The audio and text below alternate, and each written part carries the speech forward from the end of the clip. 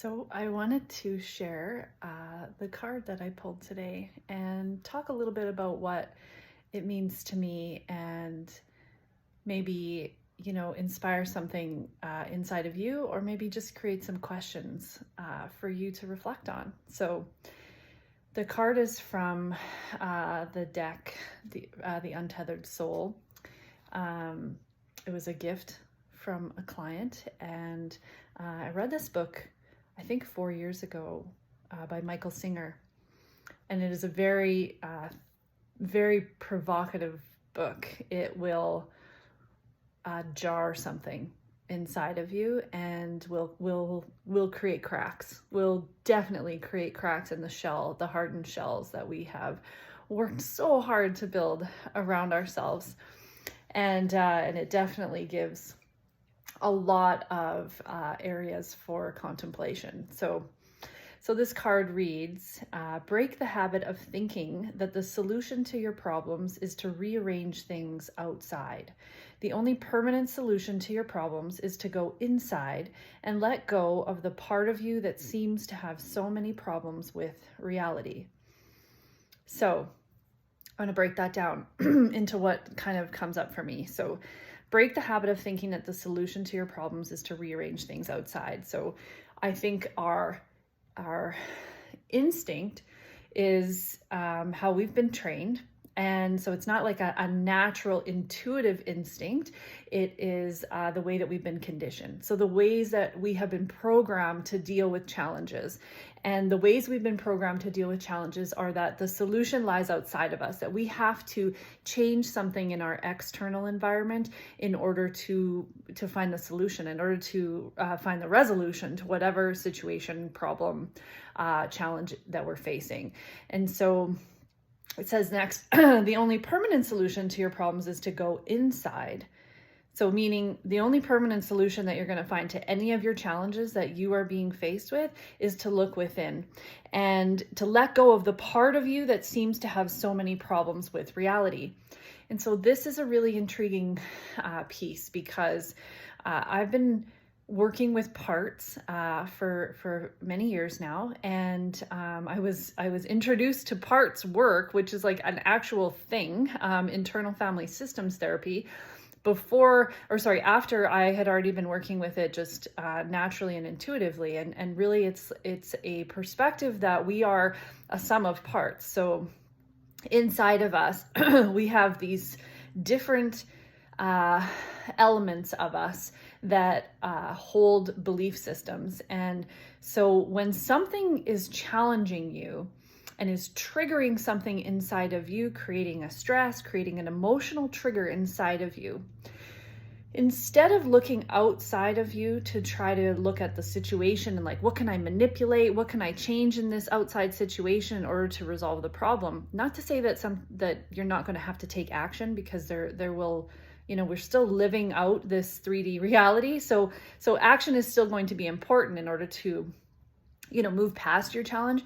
But before you get to that point of actually being able to take an intuitive and empowered action step, is you have to look within, and you have to look within and be honest and curious about what part of you deep down is reacting to this situation. What part of you is being triggered by this situation? So it says like, let go of the part of you that seems to have so many problems with reality. And so your reality being the situation, the part of you that's triggered, that's having the issue with it, that's where the answer lies. And so we create these parts over our lifetime, typically from being wounded, experiencing things in our life that create emotional wounds. So things like shame, things like rejection, abandonment, betrayal, those kinds of things that happen to us as children, those traumas that happen to us in our life, not always just as children, it can happen later into our lives as well. But when we are wounded in those ways, traumatized in those ways, there creates an emotional imprint on us, and an imprint of a belief about the situation. And the belief typically is either shame infused, meaning that there's something wrong with us. Usually that's where we land, or there's something really drastically wrong with the world. Also quite true on many layers. And or there's something wrong with the people who are the ones that hurt us, which, you know, potentially also lies in a layer of truth in there. But the more often the case is that we reflect it back to ourselves. We see that there is something wrong with us. And so when we are wounded, when we are traumatized in these emotional, these really heavy ways in our life, these parts of us are created in response to those traumas. So there's the wounded parts, there's protector parts, there's even, you know, in the internal family systems, they talk about firefighters. And so there's all these different parts that get created, and we develop these beliefs, we develop these behavior patterns in order to try to protect and avoid ever having to re-experience that same trauma. But that doesn't mean that that's a healthy coping, because what it is it develops avoidance. It develops desire for us to develop behaviors that allow us to avoid, dismiss, repress, suppress, reject the parts of us that are wounded. And so we actually create situations in our lives that are challenging to us so that we can trigger these parts inside of us so that we can now see them. It's like shining a light on these parts of us so we can see them, and we can then get curious with them, and we can use different practices to then release them. And sometimes that's just a conscious intention to release it. Sometimes it's more of an energy kind of energy practice that needs to happen in order to move that energy through you. Sometimes there's like, you know, a difficult conversation that needs to be had. Sometimes it's boundaries that you need to set. Sometimes it's mindset work. It's like it's working through those complexes in our minds so that we can properly sort of file away past memories, and we can heal that trauma. Sometimes and most often it's somatic work that needs to be done. It's actually listening into the body, moving the energy in the body, giving that part of you attention, giving it understanding, compassion, forgiveness. There's so many layers to how we transform and let go, as this card says, let go of that part. And it's not necessarily, so I want to make something clear about what I think is a more accurate way to describe it versus a letting go of the part. It's an integration of the part. And so the part of you that's so bothered by this external situation, this triggering situation, that part of you is disintegrated from the whole. It is because of the traumatizing wound that happened at whatever point in your life. And so healing and letting go, as this card says, is really about integration. It's about bringing that part and taking it out, bringing it back into the whole, into a integrated, functional,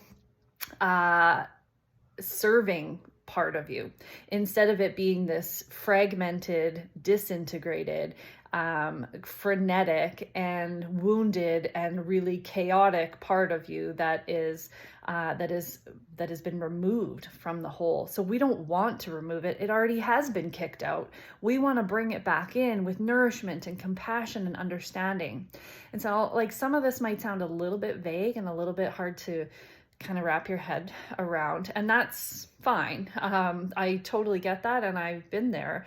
And it's even hard to articulate sometimes with language, but what I want to say to that too is that this is a part of what I have developed as a coach, and also as a someone who's in the healing arts. And I use a lot of different modalities, and I've also developed my capacity to ask the questions and to move through different processes in order to somatically access these parts and transform their energy and reintegrate into the whole.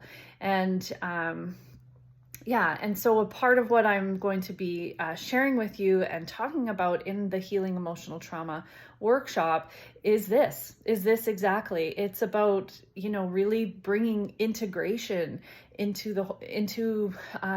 your entire system, and all of these different parts that have been fragmented and wounded over our lifetime. It's about systematically and bringing each of those parts back in, giving them a voice, giving them an opportunity to be seen, to be loved, to be provided what they needed at that time that they didn't get, that ended up making them be fragmented in the first place, is then offering that and like almost reparenting those parts of us and building trust within the system so that everything can become this safe, coherent whole of a system. So yeah, I know that's a lot, but this card was really thought-provoking for me. So I'd love to hear what it brings up for you. I'd love to hear your interpretation of it or your perspectives or even any questions that might have come up. So I hope you enjoyed.